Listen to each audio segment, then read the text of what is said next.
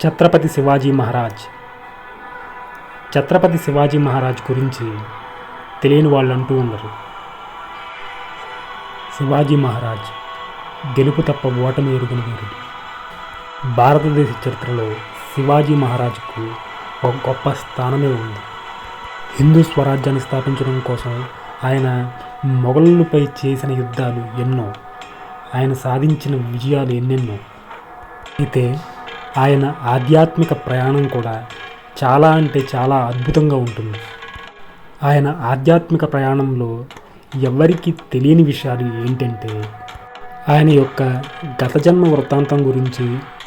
శివాజీ జన్మగా అందరికీ తెలిసినప్పటికీ శివాజీ తరువాత జన్మ వృత్తాంతం గురించి చాలామందికి తెలియదు.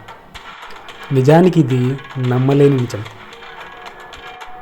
కొన్ని గ్రంథాలను పరిశీలించి ఈ విషయాన్ని ఈ వీడియో రూపంలో మీ ముందుకు తీసుకురావడం జరిగింది. శివాజీ మహారాజ్ గత జన్మలో ఆంధ్రప్రదేశ్లోని పిఠాపురంలో నరసింహవర్మ అనే పేరుతో గ్రామ అధికారిగా ఉండేవారు. విషయం ఏమిటంటే, ఆయన అపారమైన దత్తభక్తుడు. దత్తావతారమూర్తులైన శ్రీపాద వల్లభులు పిఠాపురంలో జన్మించి అనేక భక్తజన కోటిని ఉద్ధరించడం జరిగింది. దత్తావతారమూర్తులైన శ్రీపాద వల్లభులు నరసింహవర్మను ఎంతో ఆప్యాయంగా తాత అని పిలిచేవారు. శ్రీపాద వల్లభులు తన 16వ ఏట గృహము విడిచి విశ్వజన కోటిని ఉద్ధరించుటకై ప్రయాణం కావలసి వచ్చినప్పుడు నరసింహవర్మతో ఇట్లా అన్నారు: తాత, నీవు ఈ జన్మమున అనేక శుభకార్యములు చేస్తుంది. రాబో జన్మమున నీవు ఛత్రపతి శివాజీ స్వరూపమున హిందూ జనోద్ధరణకై అణగిపోతున్న హిందూ జాతిని పునర్జీవింపజేసి హిందూ స్వరాజ్యాన్ని స్థాపిస్తావు. గొప్ప మరాఠా యోధుడివై వేనోళ్ల కీర్తి గడిస్తావు. మా అన్నగారైన శ్రీధర శర్మ సమర్థ రామదాసనుడి మహాపురుషునిగా జన్మ గడించి నీకు గురువు అవుతాడు. శ్రీపాద శ్రీవల్లభుల చరితామృతంలో ఉన్న ఈ వృత్తాంతం ప్రకారం శివాజీ మహారాజు యొక్క పూర్వజన్మ నరసింహవర్మగా తెలుస్తుంది. నరసింహవర్మ శివాజీ మహారాజుగా జన్మించి హిందూ జనోద్ధరణకై హిందూ స్వరాజ్యాన్ని స్థాపించడం జరిగింది. ఇక్కడ శివాజీ జీవితంలో ఆయన ఆధ్యాత్మిక జీవితం ఒక గొప్ప మలుపు. శివాజీ మహారాజ్ హిందూ స్వరాజ్యాన్ని స్థాపించడమే కాదు, పరాయి పాలనలో మగ్గిపోయిన జీవానికి చైతన్యాన్ని కల్పించారు. ఎన్నో గొప్ప ఆలయాలను పునర్నిర్మించారు. హైందవేతర సంఘాలను స్థాపించారు. ముస్లింయేతర మతాలను కూడా ఆదరించారు. శివాజీ మహారాజ్ పూర్వజన్మలో సామాన్యమైన భక్తుడిగా ఉన్నతాధికారిగా ఉండడం జరిగింది. ఈ జన్మలో శివాజీ మహారాజ్ గొప్ప మరాఠా యోధుడిగా, హిందూ హైందవ జాతి రక్షకుడిగా, మహారాజుగా ధర్మ పరిపాలన సాగించడం జరిగింది. ఆయన ఆత్మ నుండి తరువాతి జన్మ, చివరి జన్మ మెహర్ బాబా. ఆయన వ్రాసిన స్వీయ గ్రంథములలోనే నేనే పూర్వజన్మం శివాజీగా పుట్టి తిని ఇప్పుడు మెహర్ బాబాగా అవతరించింది అని ఆయనే చెప్పడం జరిగింది.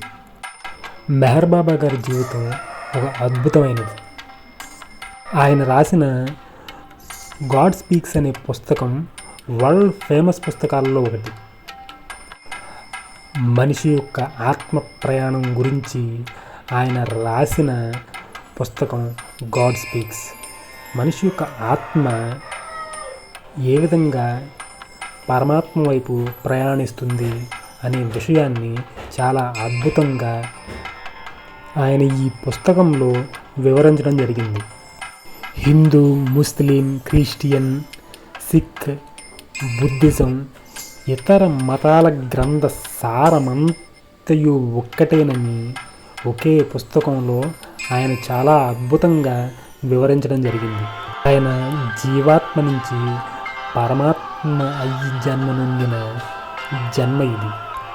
ఆయన ఎన్నో గ్రంథాలను అధ్యయనం చేశారని చెప్పడం కంటే ఎన్నో గ్రంథాలయాలను అధ్యయనం చేశారని చెప్పచ్చు. ఆయన యొక్క రియల్ వీడియోస్ కూడా యూట్యూబ్లో ఉన్నాయి. మనం కావాలంటే అవతార్ మెహర్ బాబా అని సెర్చ్ చేసి చూస్తే యూట్యూబ్లో కూడా ఆయన వీడియోస్ మనం చూడవచ్చు. అవతార్ మెహర్ బాబా ఆయన అవతారం ముఖ్య ఉద్దేశం ప్రతి ఆత్మను గమ్యానికి చేర్చడమే.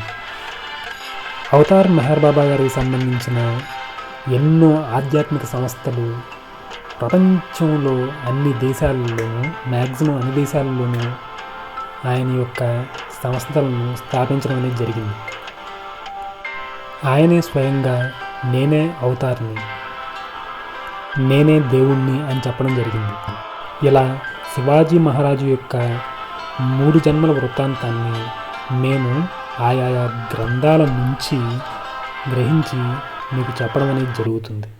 ఇక్కడ శివాజీ మహారాజు యొక్క 3 జన్మలు అనడం కంటే అవతార్ మెహర్ బాబా యొక్క పూర్వజన్మలో అనడం ఉచితంగా ఉంటుందేమో. శివాజీ మహారాజ్ పూర్వజన్మ నరసింహవర్మ గాను, శివాజీ గాను, శివాజీ తర్వాత జన్మ మెహర్ బాబా గాను పుట్టడం జరిగింది. ఇక్కడ వ్యూవర్స్ తెలుసుకోవాల్సిన విషయం ఏంటంటే శివాజీ మహారాజు యొక్క పూర్వజన్మ గురించి మేము శ్రీపాద వల్లభుల చరిత్ర నుంచి తీసుకోవడం జరిగింది. అలాగే శివాజీ మహారాజు యొక్క తరువాతి జన్మ ఆఖరి జన్మ గురించి మేము అవతార్ మెహర్ బాబా యొక్క స్వీయ చరిత్ర అనే గ్రంథం నుంచి తీసుకోవడం జరిగింది.